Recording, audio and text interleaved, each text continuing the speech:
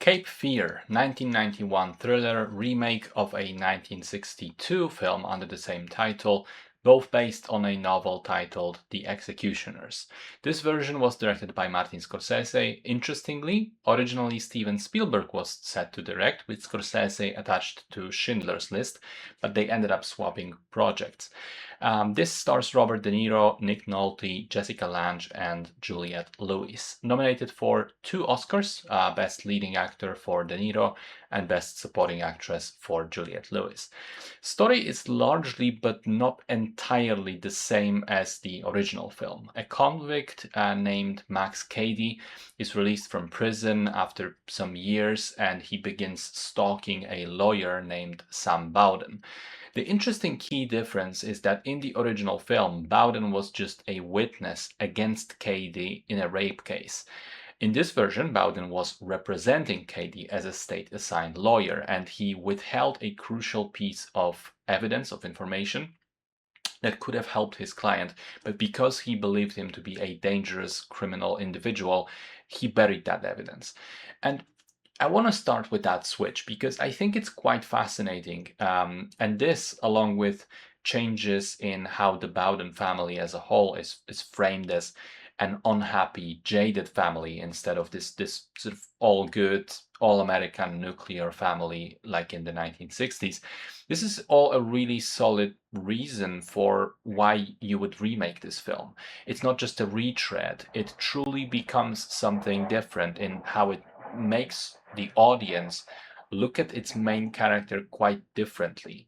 In the 1962 film, Bowden is an upstanding citizen who is incredibly conflicted about using law overreach to protect his family.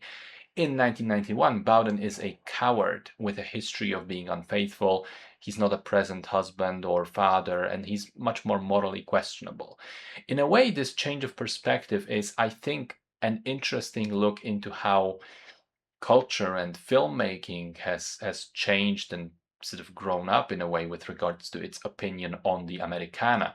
How in 3 decades between the two films, it's become much more cynical, jaded, pessimistic. In terms of the performances, De Niro is great, very intimidating.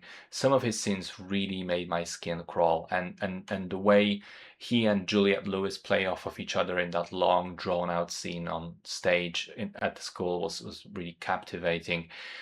Having said that, though, I thought that the film overall was a bit weaker than its predecessor. I think that the action in the final act is too over the top, and Katie becomes like a superhuman in it.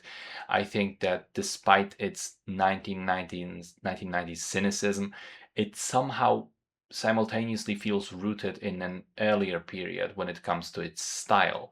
The camera angles, the lighting, even music, which deliberately reuses parts of the original Bernard Herrmann score. And the result feels ever so slightly strange and uncanny, like a film that's sort of split between two very different decades. It's still a pretty decent movie, and I think one of the more interesting cases of a remake that does serve a purpose because it reframes the narrative in a way which makes it worth viewing as a companion piece to the original film.